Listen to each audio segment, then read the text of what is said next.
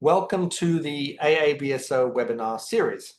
My name is Tim Lister and I oversee marketing and communications for the organization. It's great to see all of you here from all of those countries. In case you logged on to the wrong webinar, we're going to hear from leaders of 3 special interest groups. But before we dive in, I have a few quick announcements to make. Many of you will already have heard them from past webinars, but it's good to just go over the basics. A quick tour of Zoom webinar. If you look at the bottom of your Zoom window, you will see a few buttons. There's more than the ones that we're showing, but these are the ones that we're going to focus on.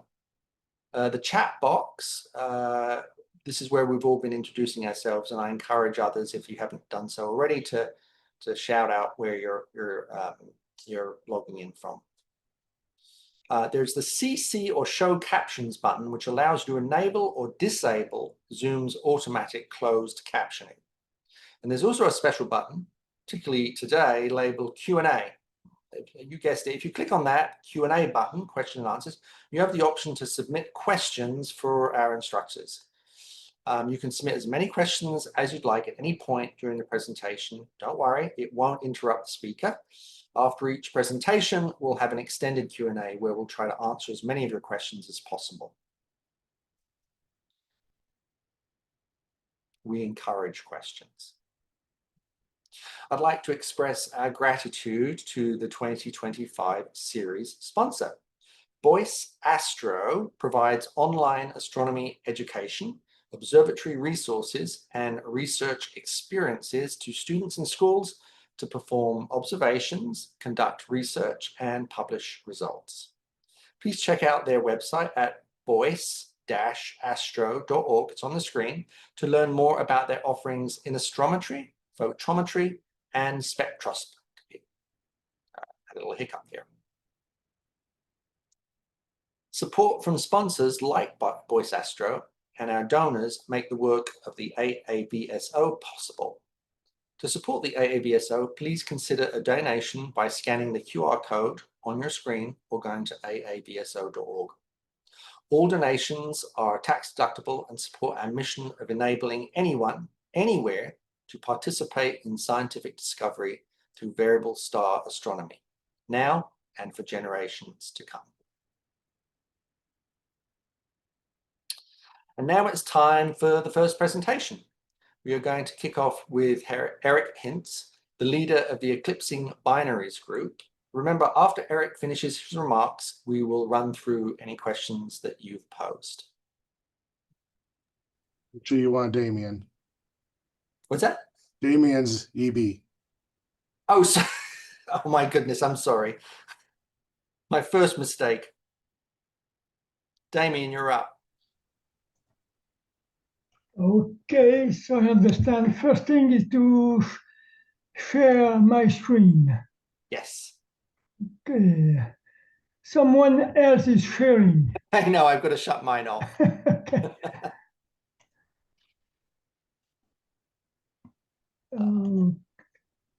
Okay, share.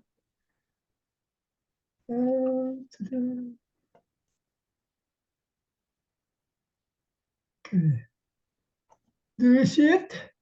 Yes, I see it. Okay. Everybody else see it? Good. Okay.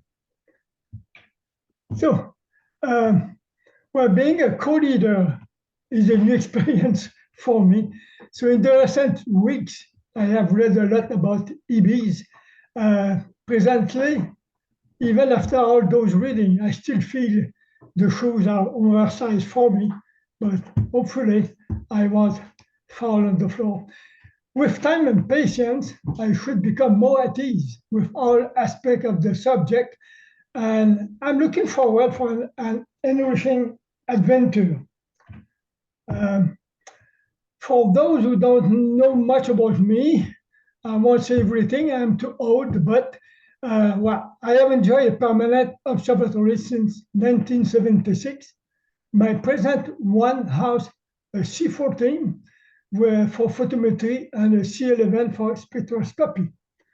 I live close to the St. Lawrence River in eastern Quebec, and this map tells you why you about my accent. You know where I'm coming from. So, Quebec. Okay, this is a look at my observatory from the top of the house. You see the two scopes on the left, the C14 and then the C11. It is 25 feet high because I am in the forest, so I wanted to see as much as possible of the sky. And each telescope, there is a pier, a concrete pier of 20 feet high. I also enjoy visual observing, so this is what I use. Okay, let's be serious now. I will begin with an excerpt from an old book, Variable Stars, of 1938, almost 100 years ago, by J. Posking and J. Posking.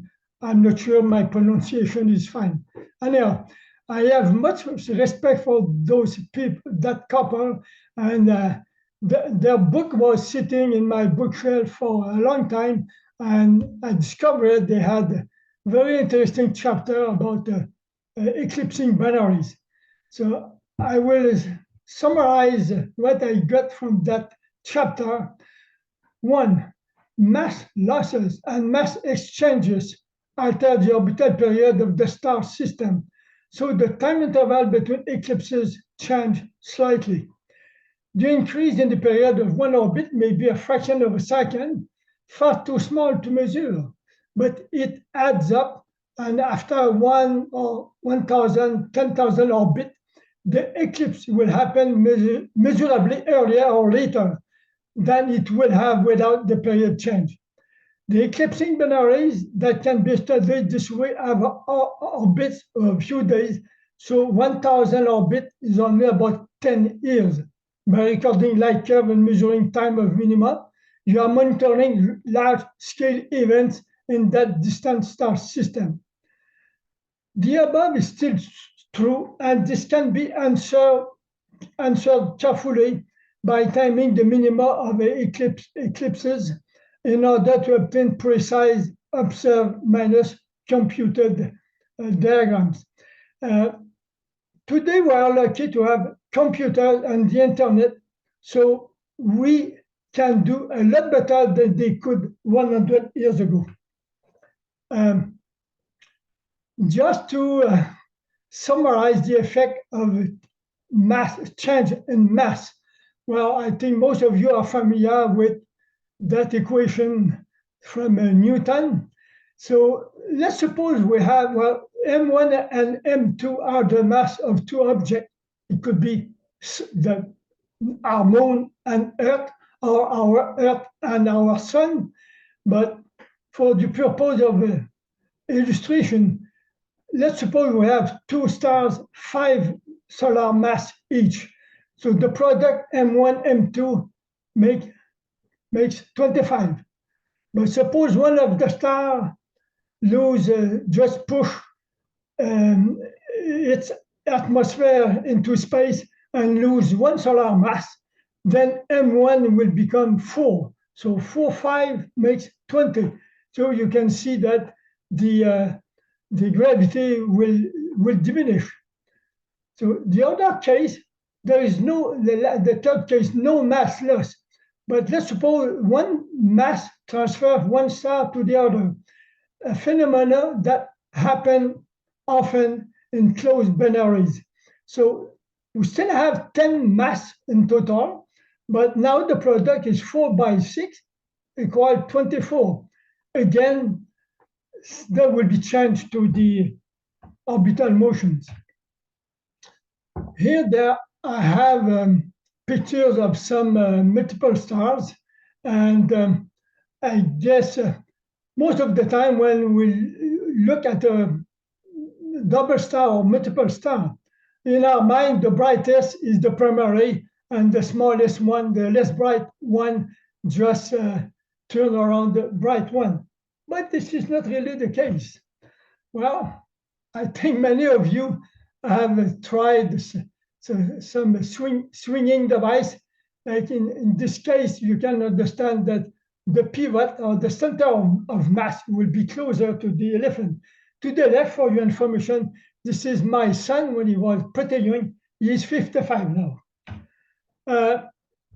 Well, center of mass is very important when we consider the movement of stars. Two stars of equal mass, the center of mass will be halfway between the two.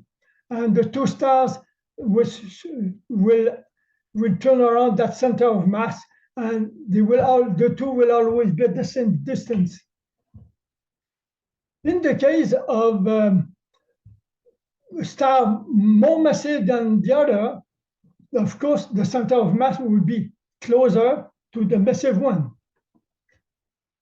But the orbit, of course, will be the same duration for both stars. But multiple stars, well, here I try to illustrate some kind of arrangement multiple stars can have. Previously, we saw a simple one, but here you can have, for example, center of mass with well, two stars with center of mass, and then that turn around the center of mass of the system of three. And here we have two binary, and again, there's an infinite arrangement possible. But let's say let's come back to a simple arrangement for purpose of our demonstration. In the case of similar mass, we will have eclipses. Most of the time we have a primary eclipse that is an eclipse which is more pronounced than the other one, and a secondary eclipse. In the case of similar equal mass, the secondary eclipse will happen halfway between two primaries. But in the case of elliptical orbits, it is different. As shown here, well, we suppose presently we have it shows an eclipse here, and then not long after, so the red star move from here to there, like the blue star move from here to there, so that the period for that eclipse is shorter. But after that, the red star will go all the way around, and the blue this way. So the secondary won't be symmetrical compared to the two primaries. For example, here we see circular orbit, two stars, same mass, so the secondary is halfway in between. But for the elliptical orbit, well, the secondary could be at any place depending on how much elliptical the orbit is.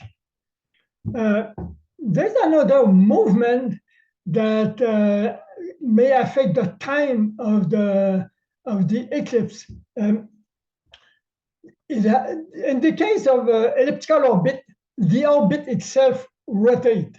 I try to show here, let's suppose this is the first orbit, and then the second orbit, the third orbit, and so on. Slowly, the orbit goes around. And this happens in all cases of elliptical orbits. And the moon is affected by that. It is fast. Well, astronomically speaking, the moon does that in just a little less than 9 years. Its orbit goes a complete circle. In the case of Earth, well, it's a bit longer, 112,000 years. So in the case of the rotation of the orbit will cause change in the time of the secondary minimum, as you can see it. Let's suppose first orbit, second, third, and so on. So eventually that will move in between.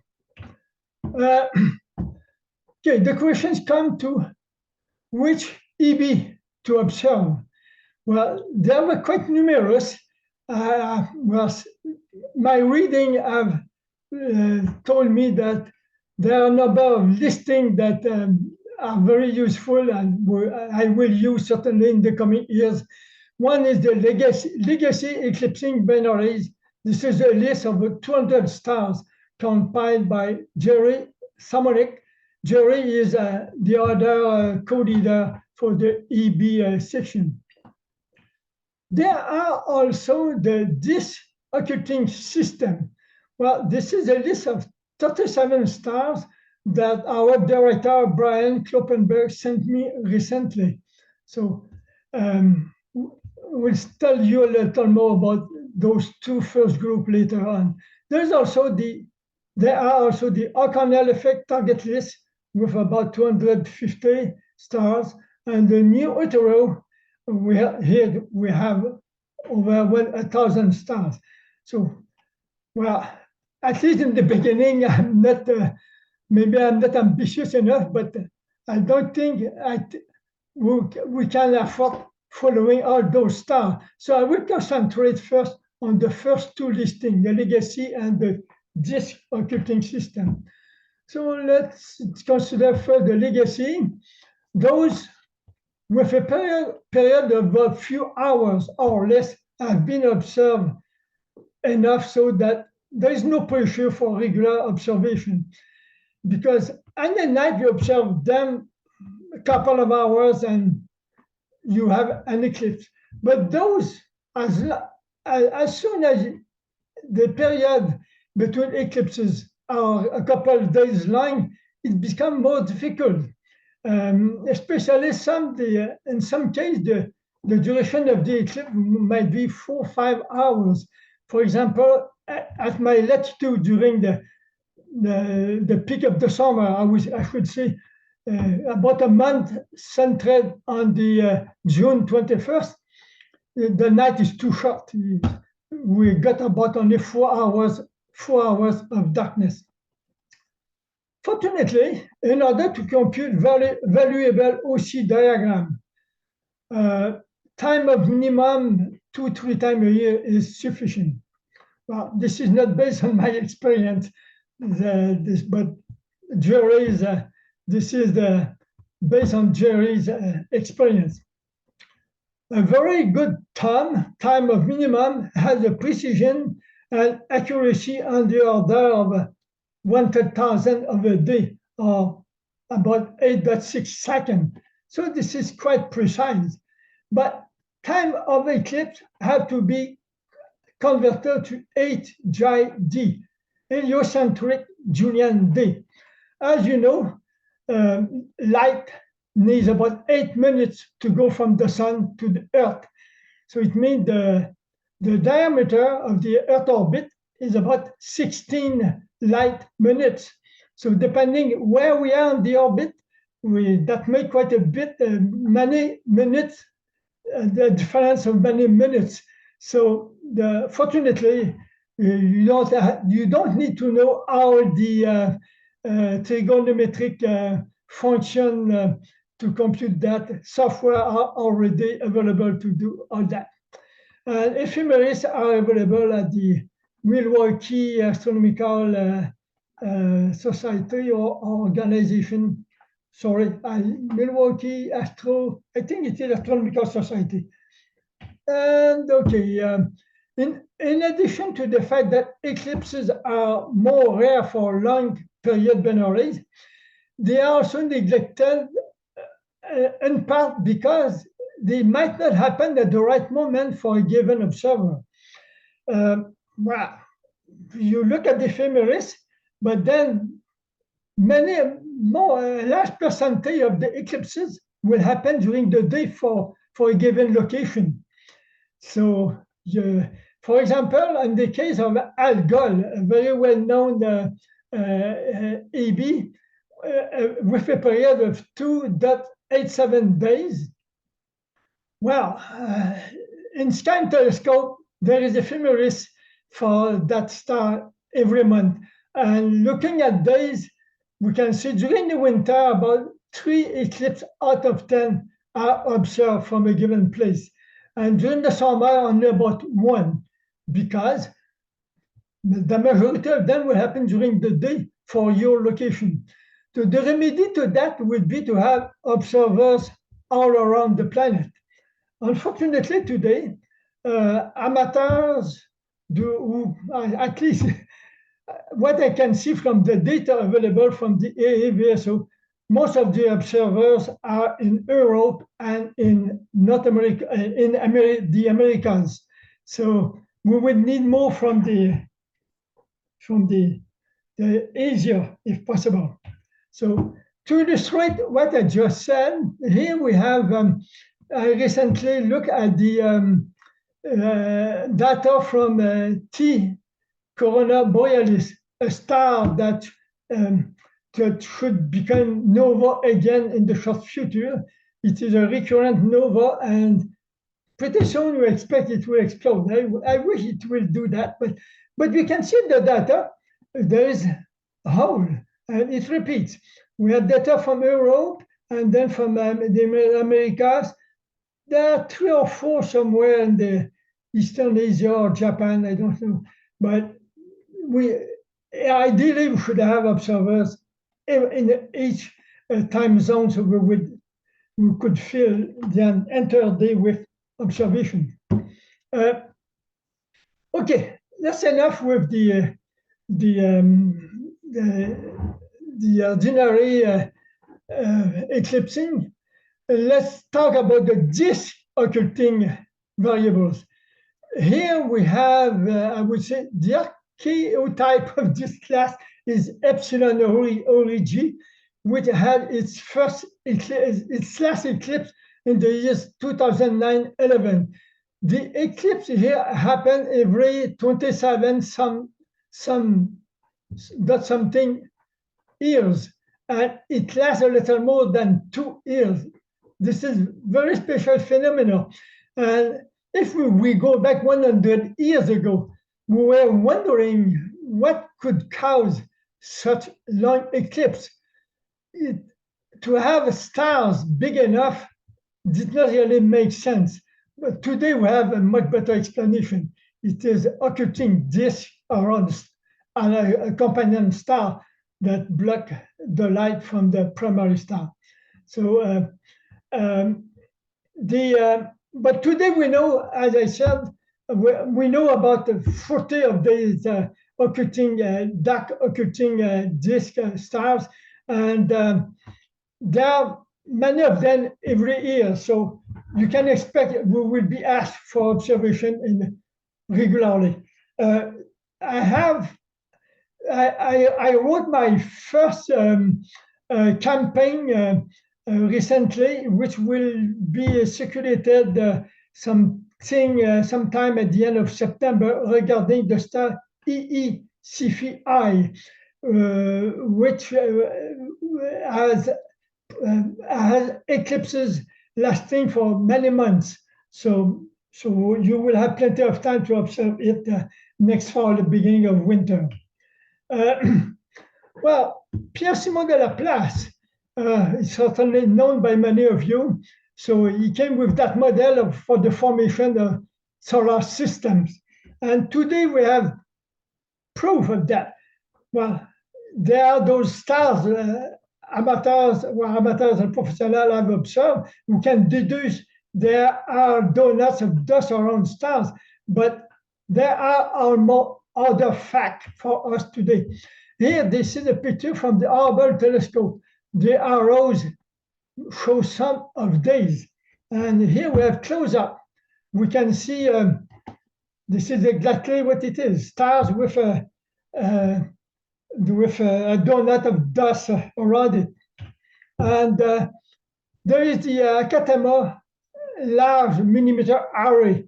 It shows such a disk of dust around many stars. So we have examples here. So there's no surprise today that eclipses can last very long. But there are some mysterious ones. For example, there's 3 stars here. This one has a period of 831 days with a duration of eclipse of 40%. 40% of 800 days, this is almost a year. And here again, we have a period 806 days with duration 45%, almost half of the time. And here 25%. So I might be wrong, but eventually I guess I will have feedback on that, but about this. But I wonder if in this case, it could be a ring with arc, like the example I've shown here. This is Neptune, where it has rings, but some rings have arc. So I wonder if those stars are not surrounded by rings with very, very deep, well-populated arc that can cause the eclipses. And among those EDO, some are, I guess, out of reach for amateurs. They are close to 20th magnitude. But we have the converse. There are some of those stars are about too bright for even a small telescope. We have a listing here, stars around 6-7 magnitude. Well, most instrument called a telescope will saturate those stars in a few seconds. So here you don't need an elaborate system. It could simply be a camera with a telephoto lens of say 80 to 200 millimeters, a small equatorial, and then perhaps exposure of 10, 15, 20 seconds. You will have the pictures you need. Of course, when we do variable stars, it is important to expose enough so that we have good signal to noise, but also not too long. We should not saturate the star of interest. Now, the comparison stars. About the EDO stars, all those shown in color here will come in eclipse during before the end of this year or the first half of next year. So you can expect other call for observation about that kind of stars. For those who have not tried EBs yet, but want to test the water, my suggestion would be to begin with short periods. Start with periods of 1 to 3 hours. And then you don't need ephemeris. You just begin a series of exposure, let's say 1-2 minutes exposure for 2, 3, 4 hours, and you will get eclipses because they happen so often. Here I show you 2 examples, very nice eclipses, 2 different stars, and very simple eclipse, I would say. Here it is we have 3 eclipses. The period is 106 minutes only. So during a winter night, I can have 4 or 5 eclipses. Here I have 3. And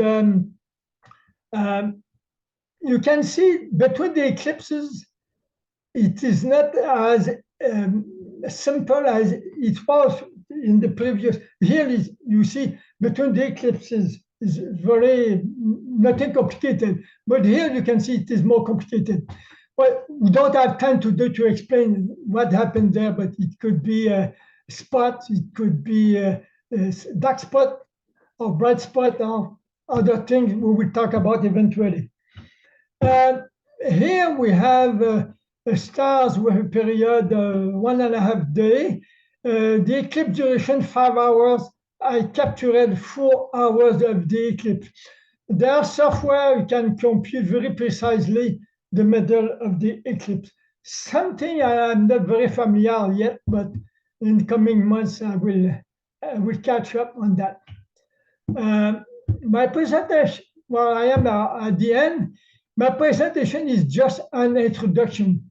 I highly recommend viewing the videos of the EB section.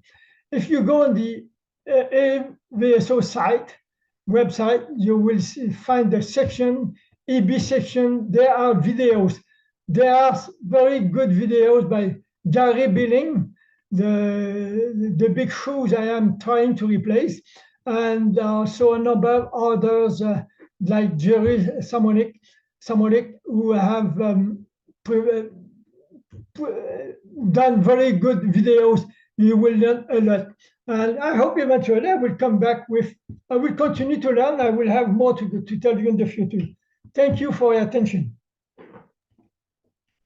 Thank you, Damien. So we had one question, we've got a couple of questions, but one of them, I think you answered with a later slide, which is how often has anyone observed the entire period of an eclipsing binary, as there are some binaries that have orbital periods less than 12 hours. Well, subsequently you said, binaries that eclipsing binaries with periods of, less than 3 hours or 2 hours. So maybe I'll turn that question around a little bit and ask, do you know of people that have observed more than 2 or 3 hours worth of a variable with that period? Okay, well, there's no need to observe the entire eclipse. As long as you have, let's say, 2-3 hours centered, more or less well centered on the time of the minimum. The software to compute time of minimum will have enough data to compute precisely the time of the minimum.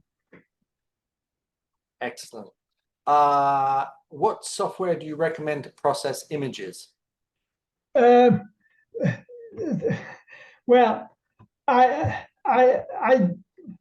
sorry, I wish Jerry was there today. He's not. I had just a quick look to those software. I have not really practiced them yet. So as I said, I'm still on the learning curve, and Yes. about the software to compute times. I better not to try to say anything. That's okay. That's okay. No, better Next time. Next time, yes. Natalie wrote, are observations of well-known bright eclipsing binaries, for example, Algol, Beta, are they still valuable? In the case of Algol, it is already observed regularly, and it is, I would say, an easy target.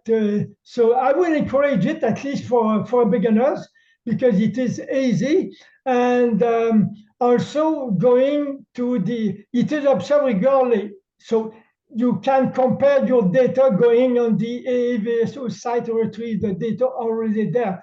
If you only want to observe an eclipse, that is fine. But if you are a beginner, you will want to compare with others. So definitely, Algol is a fine target for that. Fantastic. Damien, thanks so much for a very informative talk. There are a couple more other questions, but I feel like we're a little short of time. So in the interest of running a tight ship, I'm going to move on to the next SIG. But I do thank you for your very interesting and informative talk, and there will be a next time. Fine. Thanks. So we're going to move on to instrumentation and equipment, all that gear stuff, the gearhead people that will get excited about this. And I'm going to turn the comm over to Peter Bealo. Peter, take it away. Well, thank you so much, Tim. Appreciate that. And I just want to make a comment to Damien. Before your talk, I was under the mistaken impression that I had no interest in eclipsing binaries.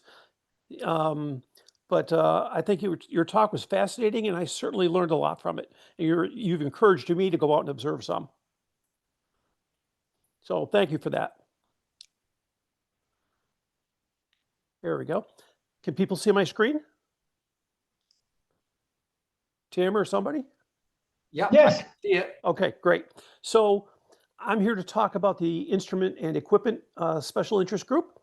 A little bit about what equipment you need to go out there and do some photometry if you're not doing it already, and a little bit about some of the projects folks have done.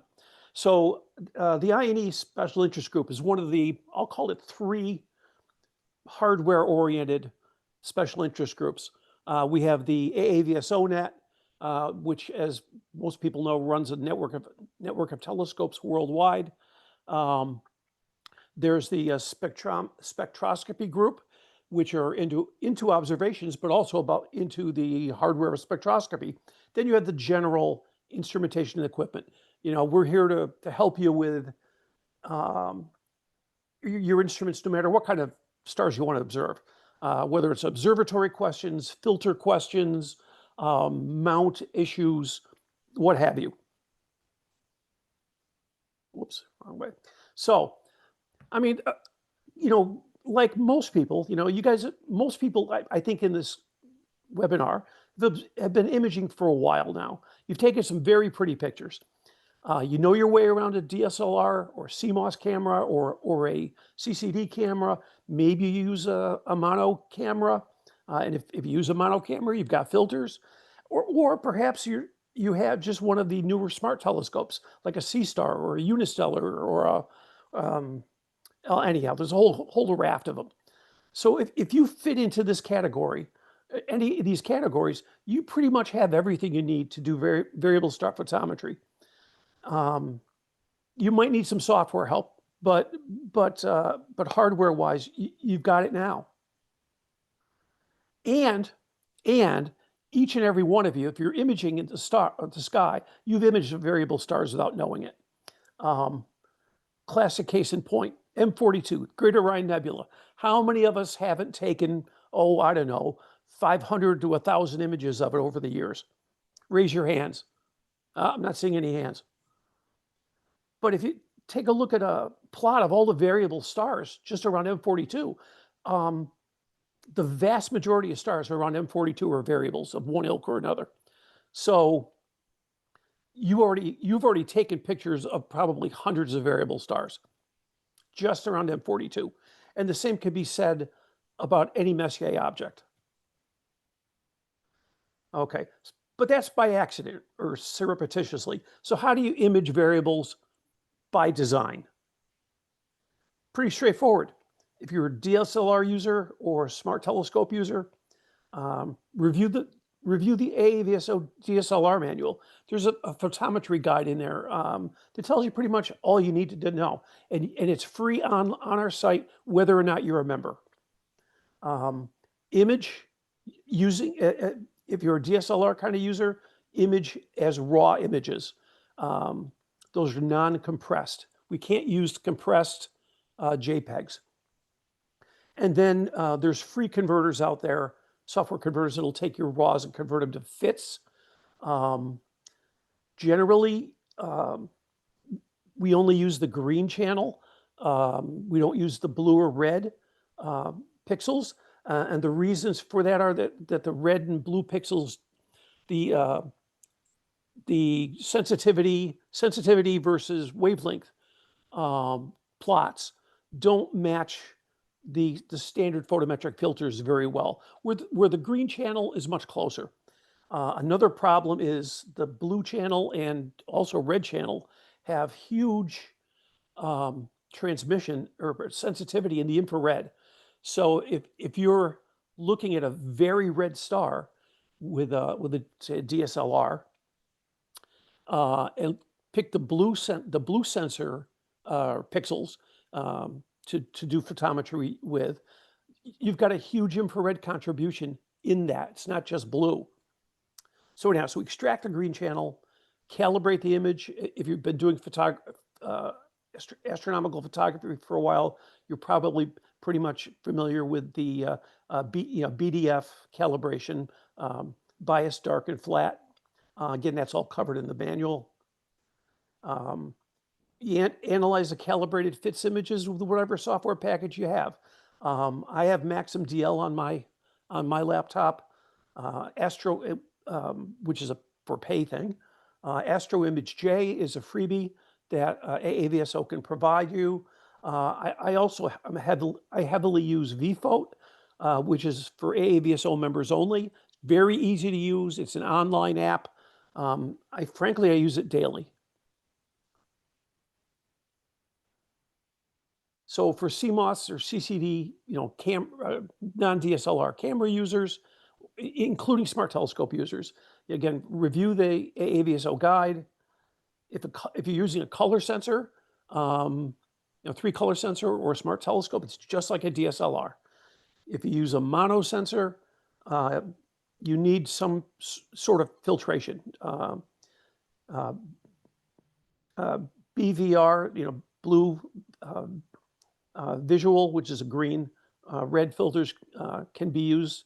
And you can use that for 3-color imaging too, by the way. Pretty pictures. V-band is the most used. B, R, and I are less used, but are useful depending on what stars. And again, just you convert your images to fits, you calibrate them, you analyze them just like in a DSLR, and report data. And by the way, that's something that surprises me. I know a bunch of users, like in the Boston area. I'm a member of the Amateur Telescope Makers of Boston, and in our online email channel, it seems like every week somebody's reporting some variable star they looked at and observed and what the magnitude was visually.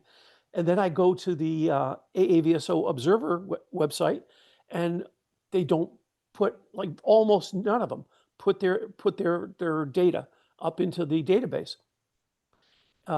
In order to submit data to AAVSO, you do not need to be a member. So it's absolutely no cost. And it kind of just amazes me. People spend a lot of time and effort finding the stars, making the comparisons, taking data, and then don't submit it. For me, I just don't see the charm in that. So what do results look like?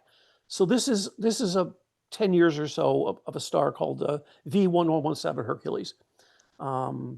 Back in the beginning of this data set, it was a fairly regular every 400-day variability, and then it kind of went haywire in the last 4 or 5 years.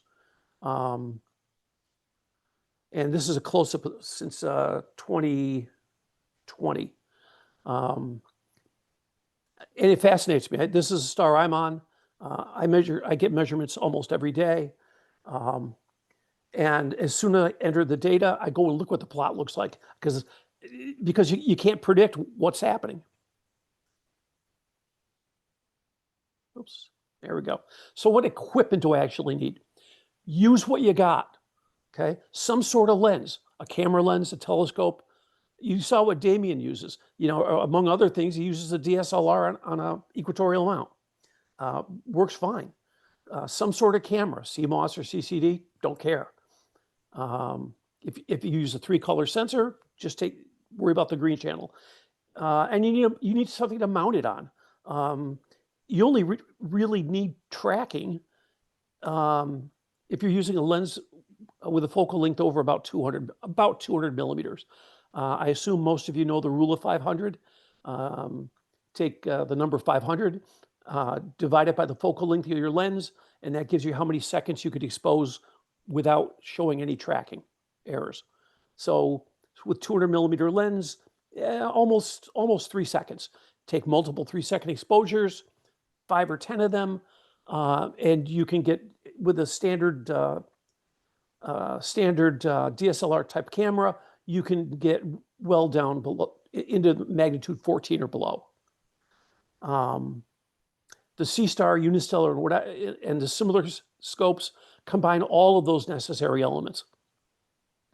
Oh, and it's better in most cases to use a shorter focal length than a real long focal length lens or telescope, because you want to have at least a couple comparison stars in the field of view. I do a lot of imaging with what's called a Takahashi Epsilon 180, which has about a 500 millimeter focal length. And the field of view is about 60 by 90 arc minutes. It's tough not to get a comp star. On the other hand, I've also done some observing with a 60-inch f15 Cassegrain, which has like a 10 arc minute by 10 arc minute field of view with the camera that's on it. And it's tough to find comp stars. So, but I can get a lot deeper. I can go much fainter with that. So this is an example of C-star photometry. T Corona Borealis over the last year from one C-star. The top chart shows magnitude versus time. And the bottom chart shows an overlay of each of the 3 periods shown on the chart on top. These graphs are courtesy of John Graham of the Miami Valley Astronomical Society in Dayton, Ohio. He just posted these 2 days ago to Cloudy Nights Scientific Amateur Astronomy Forum, and he was kind enough to allow me to use them just to show, you could get very good results from one of these integrated smart telescopes that cost $500, $400 on sale. Question a lot of people ask is, where can you get some guidance? Go to the AAVSO forums. Lots of equipment questions have been asked and answered there. There's a lot of chatter about filters. There's more minor amount about mounts, about optical systems, and you don't have to be an AAVSO member to get on the forums. We'd appreciate it if we have enough value to encourage you to become a member, but you don't have to be. What about DIY projects? Well, that's one of the things that the I&E group encourages. If you have some DIY project, go for it, do it. Post what you're doing in the forums. That encourages others, and maybe somebody has already done it, whatever you want to do, and can give you some pointers. At least a couple of AVSO members have GitHub sites, places basically they put all their project details in, software if it's necessary, mechanical drawings, electrical drawings, whatever. Several of our members have GitHub sites with a couple different flat field devices for an observatory, weather stations, and I'm sure there's other stuff out there that I haven't run into yet. So this is just a snapshot of recent forum postings, and our forums have stuff on everything. There's been a lot of conversations about Optilong brand filters. And there's a lot of issues, and there's other things about software on our website. There's observing campaigns. That's a good place to learn about observing campaigns if you're not a member. When some professional comes up with a campaign, they want some star followed for a certain period of time, it's put up on the forums. Somebody in the comments section, actually, during Damien's presentation, asked, does anybody do anything with this data? Yeah, absolutely. First off, we collect it. AAVSO has data that's over 110 years old now.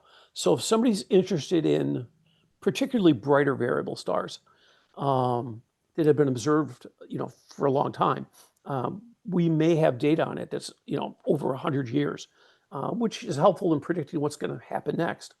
The data is available for download to researchers, students, you, me, anybody. Again, don't have to be a member. Last year, AAVSO data was used in over 200 published papers, and that's a typical thing. Oh, and one of the things I find pretty cool, just about AAVSO in general, is if somebody accesses the photometry database and downloads data that includes data you contributed, the Sunday after it's downloaded, you send an email saying that somebody downloaded your data. So not this last Sunday, but the Sunday before, I received this notice that 4 different stars I observe and have put data in on were downloaded, in this case, by students. Could be high school, could be college, don't know what kind of students, for analysis. We're not told who downloads them for some reason, but we are told the class of people. It could be a professional, it could be an amateur astronomer or a student. And wait, there's more. If somebody uses your data in a paper, you just might get credit for it in the paper or be listed as a co-author. I had that happen. I have only been in AAVSO for 6 years, but that happened to me once, a year and a half ago. I get an email out of the blue from a professor at the University of Washington out in the West Coast of the US saying, I'm writing a paper on such and such a star, and some of the data I'm using came from you. Would you like to be listed as a co-author? It's like, don't throw me into that briar patch. And the professor was actually courteous enough to send those of us who he listed as co-authors who had data on his star preprints of this paper, asking for our comments. To be perfectly honest, I understood probably every second word in his paper.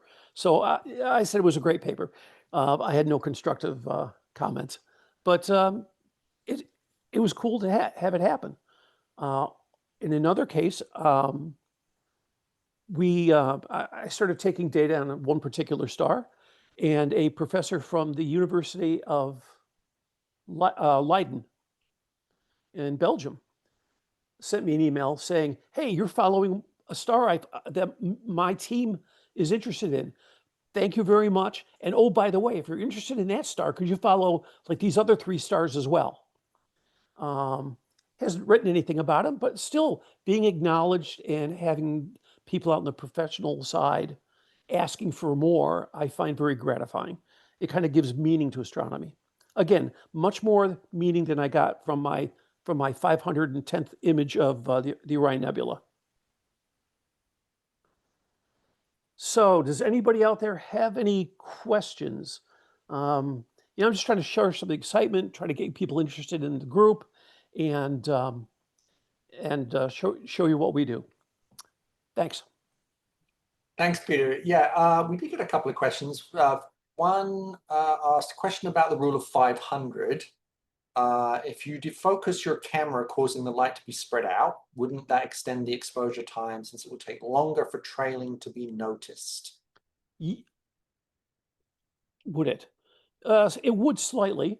So yeah, yes, but the problem with that is if you expand the image, if you expand the disk size too much, then you have fewer photons per pixel and your necessary exposure times go out longer. But on the other hand, if you just defocus, I hate to use a scientific term, a skosh, Right. take 5 or 6 images, 5 or 10 images, and stack them. So yeah, very doable. In fact, almost every image I use for photometry is a stack of at least 2 sub-exposures, and some of them are as many as 10.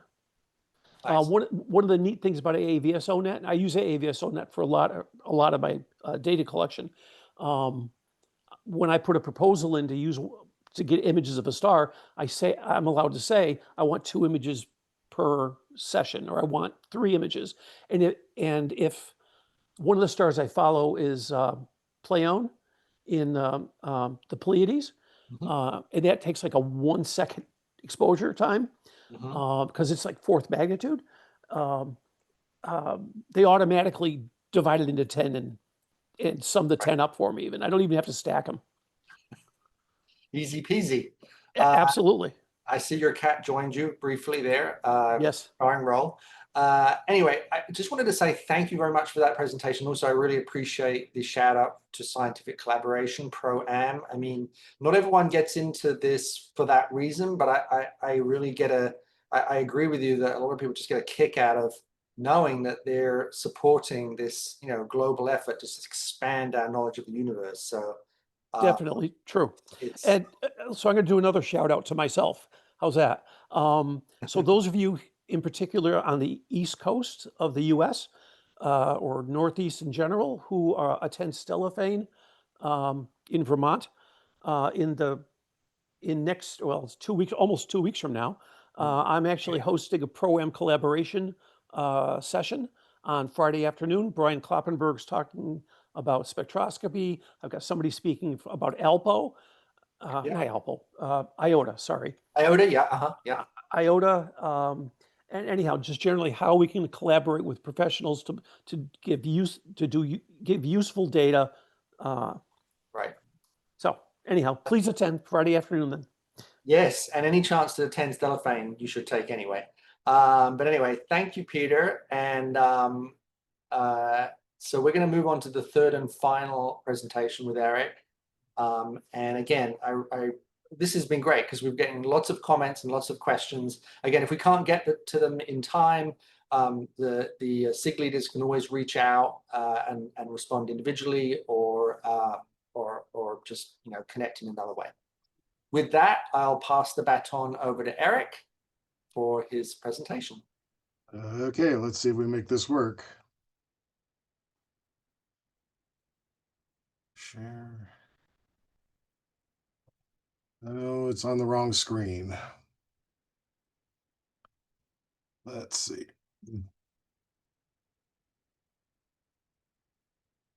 Are we sharing that? Perfect. Okay, let's go with this. Okay, well, now we have a little bit different sort of topic here, somewhat related to EBs at times. Some of the stars I like to chase with the short period pulsators can get confused with short period eclipsing systems. So that kind of does happen. But let's talk about short period pulsators a little bit and that special interest group and how you might be able to contribute in a lot of different ways to these projects. So just a little background on myself. I've been working on variable stars, in particular Delta Scutis, for about 38 years now. That started as a undergraduate project. I've worked on other kinds of astronomy, including large-scale structure of the universe, but I always wind up back at my favorite variable stars in the end. They're also a really good teaching tool for our undergraduate students. It's a good way to get them involved in research, which also means they're good for a wide variety of anybody with a telescope to get involved in. Right now, I wish I could spend more time working on the telescopes we have here, but I'm the associate chair of the Department of Physics and Astronomy at Brigham Young University out in Provo, Utah. And so that ties up a lot of my time. I have 2 telescopes I'm trying to get running upstairs to work on these short period pulsating stars. And my wife is also a physics and astronomy lecturer, and she has worked on me with some of these and published with me on pulsating variables. So there's a lot of ways to get involved with these stars. And so what we're talking about in terms of these objects, what's a pulsating star? This is something where, based on the internal structure, there's a layer in the star that traps light or traps energy trying to get out, causing the radius to expand, also changing the temperature. So if we change the radius and the temperature, we're going to change the brightness over time. And then eventually the change in the structure will be such that the energy will be released, gravity pulls the star back down, and then it just keeps doing this for a very long time. We've watched some stars for over 100 years, and they're still just pulsating happily along. So I've already mentioned that. So we literally are changing the size of the star. And if you think about this, we talk about how fast this is happening. It's about a 3% change in radius in a lot of these objects. And for Delta Scuti, if you can think of something changing size in a couple hours, imagine the sun changing size. It isn't one of these objects, but it would be a weird thing to live around a star that was actually physically changing size. So obviously these are my favorite targets. Mostly I've been on the very short period ones most of my career, but recently moved on to also doing the longer period. I know this is short period pulsators, and there's long period variable special interest group as well. But we have quite a range of periods here, which we'll talk about in a minute. And so if we start looking at these objects, why do we care about them? What's interesting scientifically about them that we should be chasing them? Well, there's a number of things here. One of them is Henrietta Leavitt, who does have a connection to the AVSO, found a period luminosity relation. So the rate at which these stars pulsate, how long it takes to go through one cycle, is related to how bright they are. So if you know how fast they're pulsating, you know basically the wattage of the light bulb. We treat the stars as light bulbs. And if you know the wattage and you can measure how bright it appears, you know the distance. So these have been used, the Cepheids, the longer period variables, kind of famous ones for measuring the scale of the nearby universe out to the nearby galaxies. Edwin Hubble using those to measure the distance of M31 and other nearby galaxies. So they're very important, and the RLARIs were used to scale the Milky Way. So that period luminosity relation is a big thing. And we thought we had the universe in pretty good shape, but now something called the Hubble tension has come up, and I'll mention some of the things we're dealing with that in terms of the period luminosity relation and how to solve the Hubble tension. We don't think it's the variable stars. The variable stars seem to be happy, but we could be wrong. Another thing about pulsating variables that's kind of interesting, at least to me, when I teach introductory astronomy class, one of the things we always talk about with stars is you can't watch a single star evolve. Like if we stick it in the HR diagram, we have a main sequence star. We always tell students you have to look at different stars to see how stars change over time. Well, the pulsating stars actually can give us some idea here of, or can we actually see change? And the answer is probably with the pulsating variables.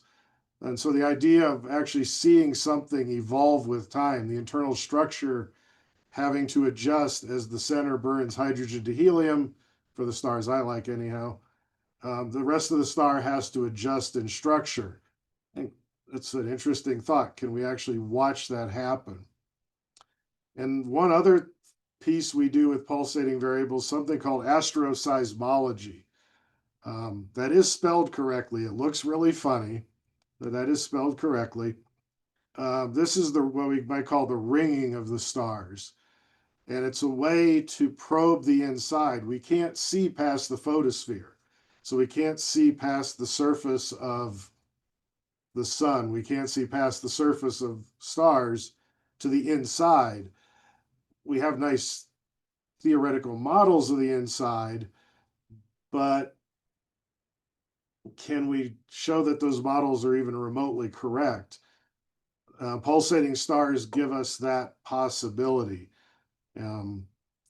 Because we can see what periods the star is oscillating at.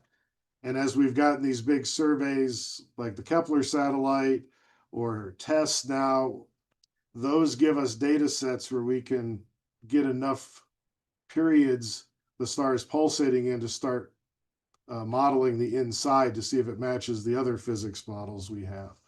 So they're very important objects to us in a scientific sense. So they're definitely worth studying. There's projects that can be used to, or where observations could definitely help out the scientific community by adding to the data stream, and I'll show you some examples of that possibility later on. So let's look at kind of the group of objects you might be involved in here. So sticking to the short period pulsators, the main ones here are in the instability strip of the HR diagram. So the Cepheids, named after Delta Cephei, basically goes back quite a ways. So we're looking at into the 1700s when one of these was discovered. So Delta Cephei has been watched a long time. Clearly that was done by eye, measuring the brightness change. So Cepheids still can be monitored by eye. The bright ones, and it is valuable. You might think that maybe they've already been studied, it's been watched too long, and so nobody cares about them. That's not the case. It's good to keep watching, see if something changes. Cepheids, Eric, days, can months. I just stop you a sec? Yeah. Do you have, can you switch to presentation mode? Because the screen's a little bit small for some people, a little low res. Let's see.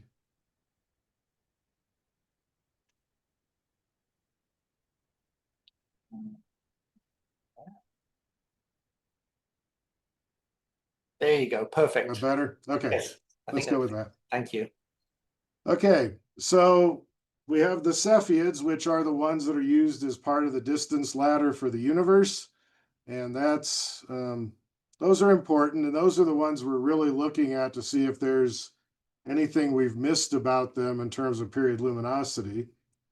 Our Laris, a little bit faster pulsators, quarter day up to a day or so.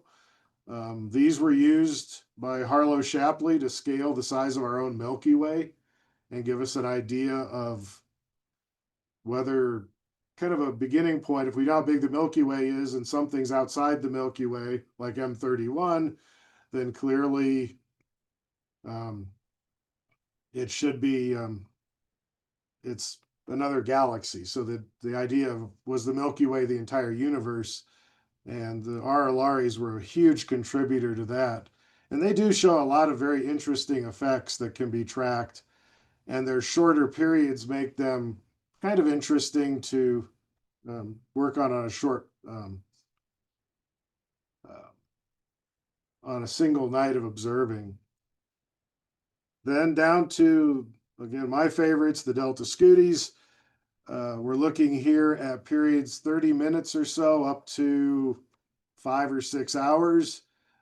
They are distance indicators, but they're not great for anything outside of nearby because they're much fainter than the Cepheids, so we can't see them at great distances. But they're great for astroseismology. They're really good for tracking whether the period is changing over time. Can we monitor them to see something change? There's a few others that would be considered short period pulsators. Beta Cepheids are actually B stars that are pulsating rather quickly. White dwarfs are very difficult, sub-second to seconds, maybe a minute or so periods. Not as easy to work on, but they do show variability similar to the other objects here.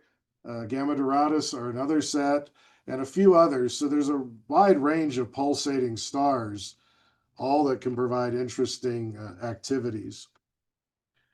And when I mentioned the instability strip, if we look to this left-hand figure, you can see the two dashed lines and the RLRs and the Cepheids on it, and they leave the Delta Scooties out.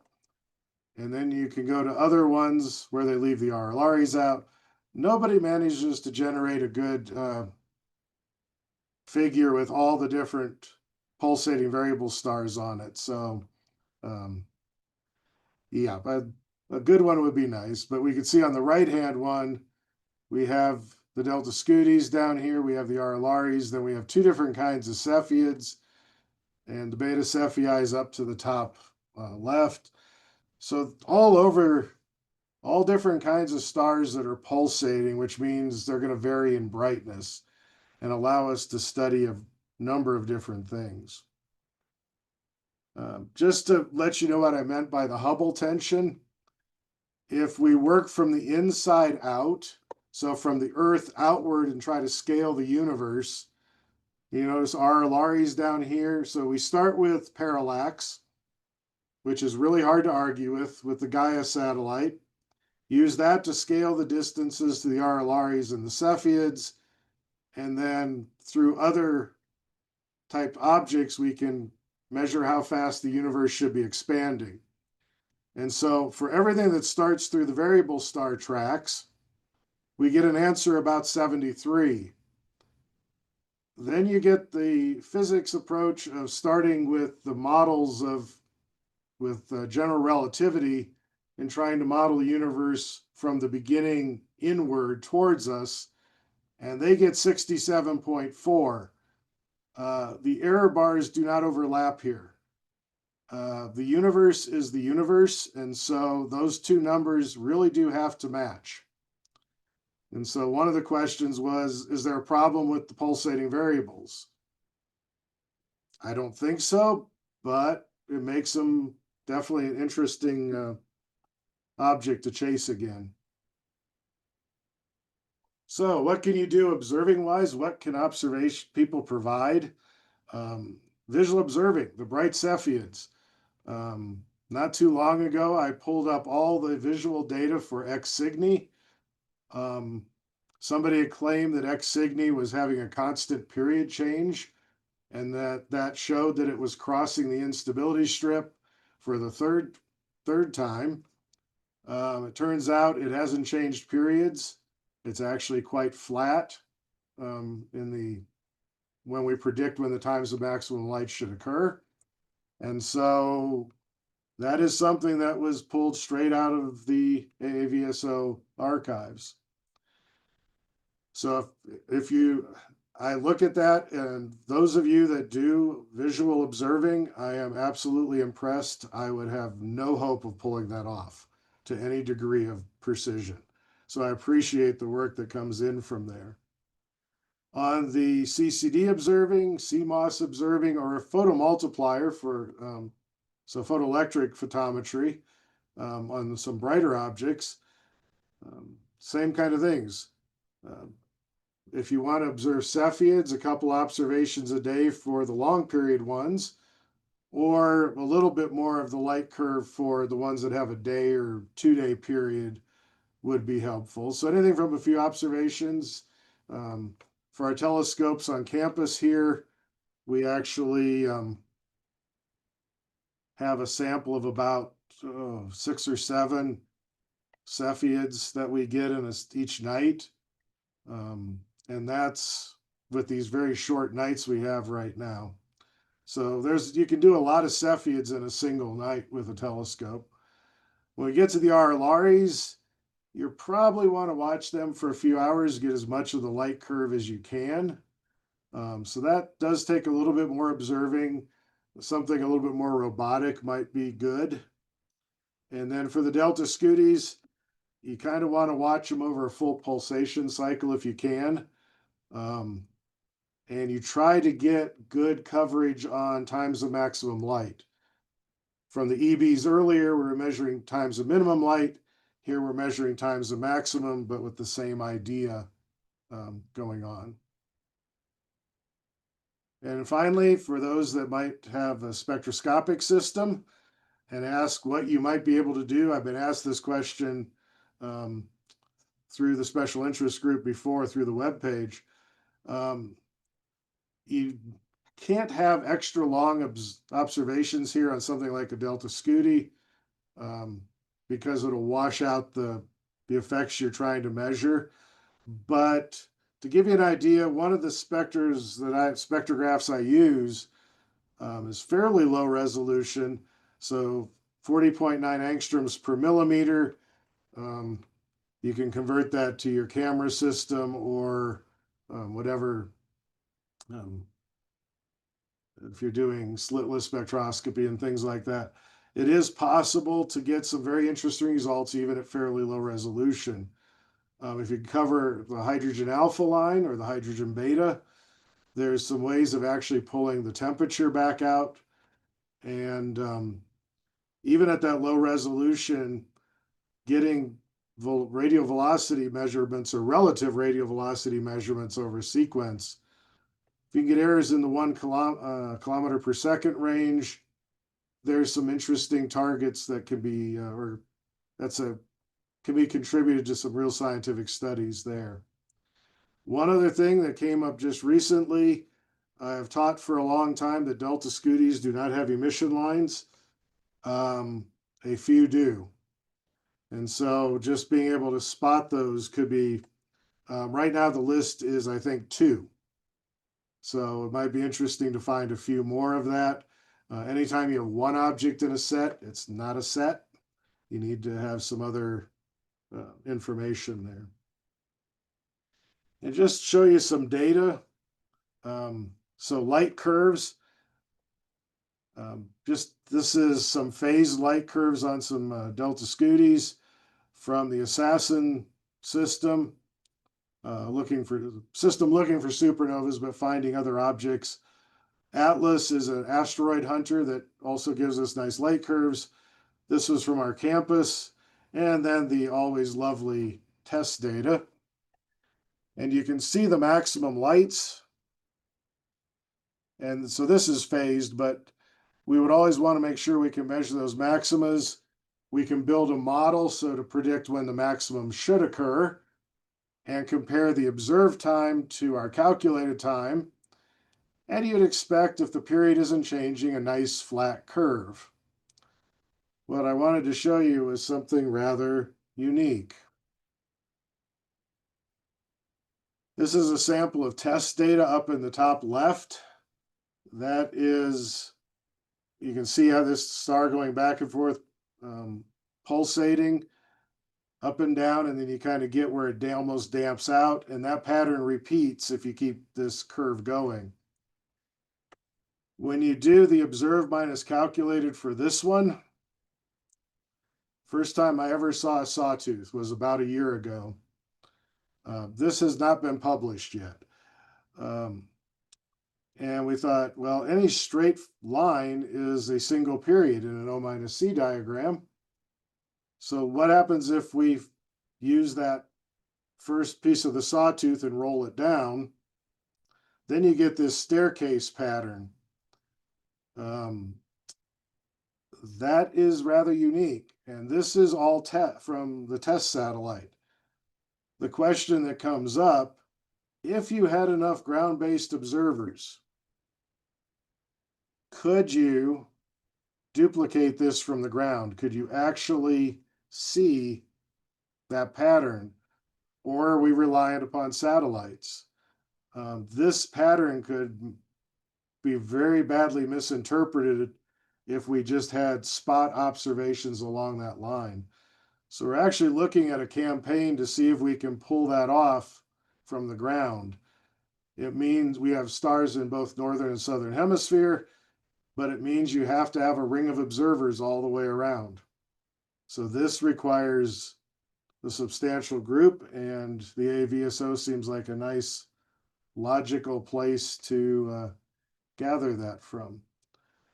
So I think that gives you some idea that there's some interesting things to do with short period pulsators. We haven't solved them completely.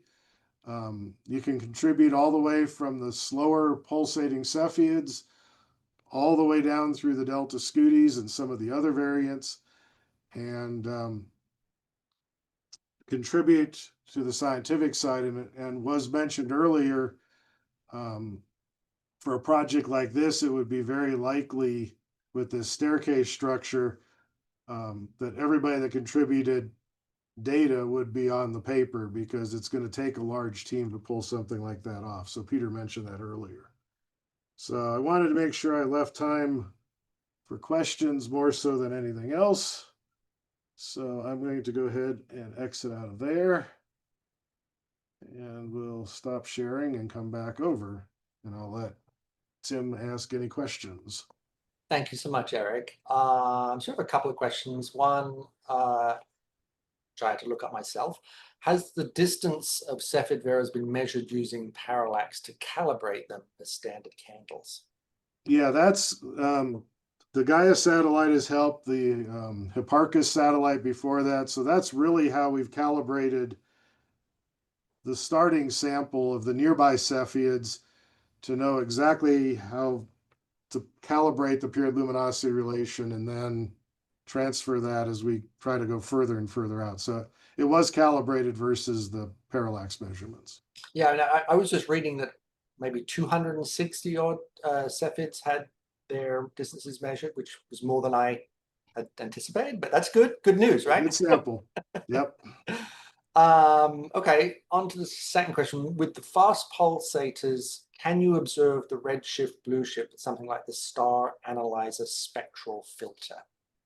Yes, actually, we do it all the that's something we measure quite a bit, is trying to, like I mentioned, some of the fast eclipsing binaries can mimic Delta Scutis or the fast pulsators. So one of the things that we need to separate those is radial velocities. So the redshift, blueshift, and we can actually see the radial velocity curve for a pulsator is inverted to the light curve, versus eclipsing binaries have a different pattern. So once you see that, you know you have one or the other. Right, right. That's about it for questions, but I suspect that there are many others percolating in people's heads. And again, I encourage people in the chat. I actually included links to the 3 SIG pages on the AAVSO website. So in your own time, you can click on those, you can explore those pages to your heart's content.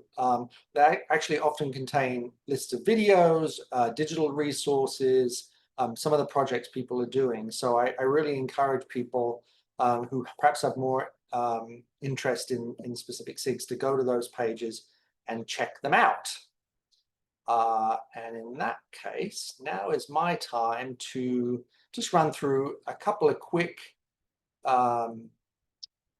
housekeeping things before we sign off. I mean, obviously, the first thing I want to do is just offer thanks to our presenters today, Damien, Peter, and Eric.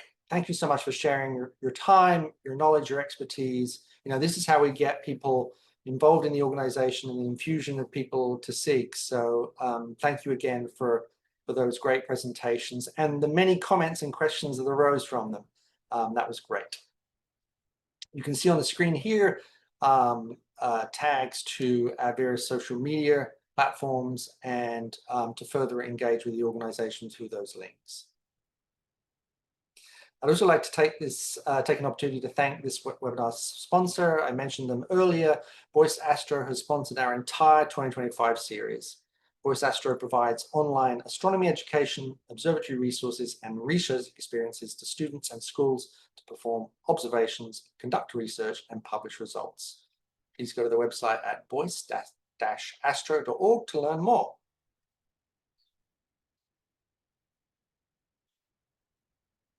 If you enjoyed today's webinar, please consider a donation by scanning the QR code on your screen or going to aavso.org and looking for the large button that says donate. All donations are tax deductible and enable us to offer educational opportunities like this one free of charge. Consider joining us either in person or virtually for our 114th annual meeting. The in-person event will be hosted by the Oregon Museum of Science and Industry in Portland, Oregon. We're developing the agenda and actively soliciting speakers, so stay tuned as we build out an engaging program of scientific and historical discovery. Go to aavso.org/114 for information on our keynote speakers, the venue, meeting hotel, and networking opportunities. That page is updated regularly, so check it out when you can, and we will continue to flesh out the agenda as and when necessary. As a reminder, registration is now open for next month's free webinar. This one's scheduled for August 9th, and we're expecting an interesting, probably fascinating talk from Dr. Andrea Dupree on the history, the puzzling behavior, and the unique contributions from the AAVSO to ongoing studies of Betelgeuse. Now, I'm pronouncing it Betelgeuse, other people pronounce it other ways, but I'm going with the American version. You can learn more and find the registration link on our website at aavso.org/webinars. I hope to see some of you there.